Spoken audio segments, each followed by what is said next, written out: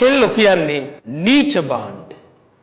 ආර්ථික විද්‍යාව අනුව ඍණෝපයෝගීතාවයක් සහිත භාණ්ඩ, පීඩාකාරී භාණ්ඩ, මිලක් හෝ ගාස්තුවක් ගෙවා පරිභෝජනයෙන් බැහැර කරන භාණ්ඩ අපි හඳුන්වනවා නීච භාණ්ඩ හැටියට. හිතන්න ඔබේ ගෙදර එකතු වෙලා තියෙන කැලිකසල ගොඩක්, ගඳම ගඳ කුණු ගොඩක්. ඔබ පාරේ යනකොට ඔබේ පයට පෑගෙන ගඳම ගඳ අසුචි ගොඩක්. ඔබ කකුල ගන්නකොට සෙරප්පුව චටස් ගාලා ඔබේ ඇඟ පුරා විසිවෙන ගඳම ගඳ අසුචි ගොඩක්.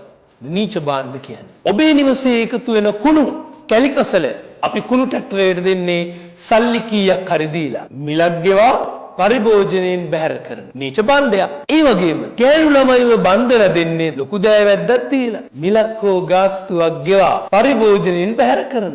දෙකම නීච භාණ්ඩ. ඉතින් ගෑනු ළමයිනේ ඔයගොල්ලෝ හොඳින් ඉගෙන ගත්තොත් නීච භාණ්ඩයක් වෙන්නේ නේ.